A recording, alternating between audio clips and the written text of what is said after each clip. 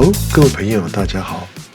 今天我跟大家来聊一聊水族常用的几种添加剂，到底哪一些是智障税，哪一些是真的有用呢？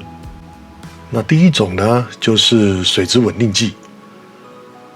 这我们常常在用啊。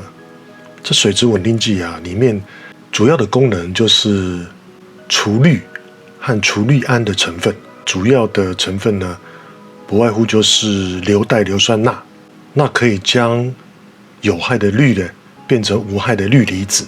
那另外呢，里面可能含有重金属遮合剂。那这什么东西呢？因为自来水里面呢，可能含有微量的重金属，像是铜、铅、锌等这些微量的金属呢，对人体是无害的，可是对这些像虾啦、鱼啦这些小动物是具有毒性的哦。还有一些水稳里面呢，含有黏膜保护成分。另外呢，可能添加了一些维生素以及缓冲物质。那维生素呢 B， 据说有可能可以缓解鱼的紧张压力。那第二个水质添加物呢，那也就是我们常听到的消化菌。那这个消化菌主要呢是要处理鱼缸里面的鱼的排泄物，也就是氨的成分。消化菌有很多种，一种是粉状的另外一种是号称是消化菌的活体需要冷藏保存。那第三个水族添加剂呢，也就是黑水。那黑水是模拟热带雨林的泥炭土环境，那含有这个腐殖酸和单宁酸。黑水呢，据说就是七彩在它的原生地的一样，有效的降低 pH 值，并且有这个抑菌以及增色的效果。那好，我们现在来讨论一下说，到底这三个哪一个是对于水族或者是七彩真的有效？那哪一个又是智障税呢？那根据经验以及科学的依据呢，水质稳定剂是真正有用的。为什么呢？我们今天不是在七彩的原生地，也就是说直接拿它的原生的一些河水溪水拿来饲养。我们要了解一件事情，就是在这个靠近赤道附近的这些养殖场呢，他们全年的温度都维持在30度左右。那水的来源呢，又来自于天然的七彩栖息溪水或河水，所以他们换水了，基本上就是等于对于七彩来讲，就好像无痛，没有感觉。那只是pH 值可能稍微调整一下，旧水换新水，如此而已。但我们一般在家里面养，大部分的水都来自于自来水。那这个自来水呢，其实它的每天的变化是不一样的。雨天或是晴天，自来水厂为了杀菌呢，加的这个氯呢浓度也有所不同。然后再加上呢，每个地方它水管以及管线的新旧程度也不太一样。有新的一些微量金属，那重的话可能就是不只是微量金属，就是有一些金属就直接剥落。在这种情况下，我们的水源来自于各种不同的地方，然后每一家的水源的状况也都不太一样即使是单一家庭，不同时间的水质以及状况也都不尽相同。所以有添加水质稳定剂的话，能够有大概率的部分呢，能够确保你的水质能够维持在一定稳定的状态。那当我们水质能够稳定在平均的状态的时候呢，剩下的就只有温度而已。所以水质稳定剂呢，不是智商税。那消化菌是不是呢？消化菌我们可以说是一半一半。我们常会加消化菌的这个状况是有哪些呢？第一个是开心缸。那第二个呢，你是清洗鱼缸。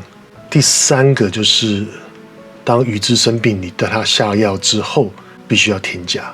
这三种状况需要添加。那是不是一定要添加呢？其实也不一定。如果是你的当下的鱼只的状况，或是它还是勉强能，就是说虽然有一点压力紧迫，但是它还是可以承受的范围底下呢，我们就只要等待个几天。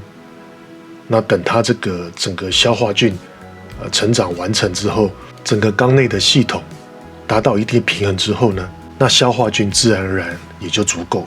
这时候再加多的一些消化菌呢，事实上是没有用的。那我的经验是，当我的鱼在换完水之后，假设我现在没有加这个水质稳定剂了，那我可能会加一点点消化菌，因为毕竟来讲，你换完水之后呢，你的消化菌是会被带走一些的哈。效果是看得出来了，就是你会觉得鱼只在换完水之后呢，它有加和没加，它的活跃程度以及它的那个紧迫的程度是不一样，是看得出来的。那黑水是不是智商税呢？我个人认为黑水就是妥妥的智商税啊！我自己没有加过黑水，因为我从来也不相信这种所谓模拟大自然啊，或是模拟这个栖息地环境的这种所谓的这种非必需品啊。但是我的好朋友小林哥啊，他是真的有用过，真的是试过这样的一个东西啊，还特别去找这个，因为黑水嘛，它主要是有这个懒人叶。你一般来讲呢，你去路边啊，什么地方去找懒人叶，你不见得找得到，而且你找到搞不好不是懒人叶啊，也不知道是什么东西，所以害怕嘛，所以他呢就跑去那个中药行啊，中药行里面有卖懒人叶哦，花了这个我们号称所谓花了7749天啊，还特别找一个缸呢，去把这个懒人叶泡在里面啊，去把它提炼再提炼的。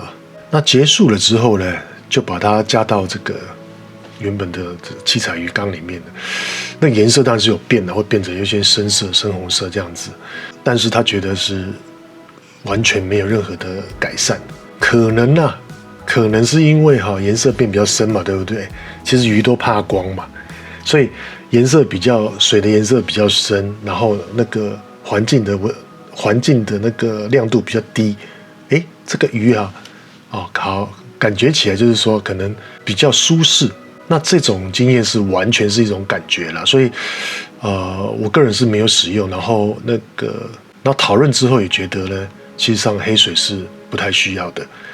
所以这边做一个总结啊，就是最有用的就是水质稳定剂，因为我们要针对我们不同的水质的状况，每天的变化去做一个平均值啊，这个是最有用的。那再来就是有一些环境的大改变的话，那可能需要这个消化菌。智商税最高的那就是所谓的黑水。这3种呢，那请问大家用过哪一种呢？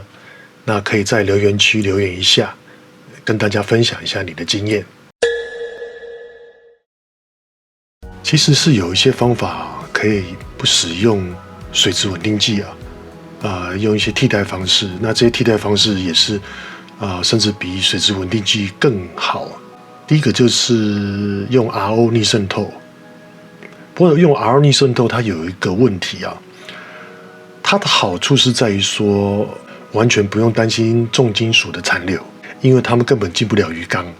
但是因为 RO 的水太纯了，里面缺少了一些矿物质。我们知道所有的包含人在内都需要这些矿物质能够平衡我们的身体的一些状态。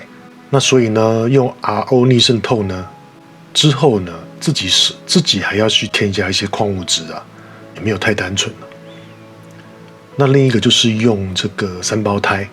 我相信有很多的水族馆或者是养七彩的玩家们都是用3胞胎来换水的。这个是一个比较使用比较长期、比较简单的一个方式。但是3胞胎还是有另外一个没有办法做到的事情，就是温度嘛。还有一个问题呢，也是要跟大家探讨，是冬天换水怎么换？那一般状况下，我们都会因为温度的关系嘛，我们会想要用这个水器来加温那这个热水器加温的水是不是就很安全？有很多人觉得说热水器加温的水应该就是很安全的，没有问题。其实不然了，因为本身热水器自己的管线里面，或是热水器自己本身啊，是不是老旧啊，或者是里面有一些这个重金属啊，我们不得而知啊。然后再加上是说，经过你家的内部的管线呢，会带有什么样的一些微量有毒的物质，也不知道啊。那我们热水器的水一般都是用来洗澡用的啊，就是针对我们身体。那人只要这个热水器出来的水身体没有过敏啊，没有发红啊、红肿啊，那人就可以安心的使用。但是对于这个鱼，尤其是七彩来讲，它特别的敏感，所以即使是用热水，也就是热水器的水啊，我还是会添加水稳。七彩生病起来啊，真的很麻烦。就到这里哦，感谢大家，谢谢，下次再见，拜拜。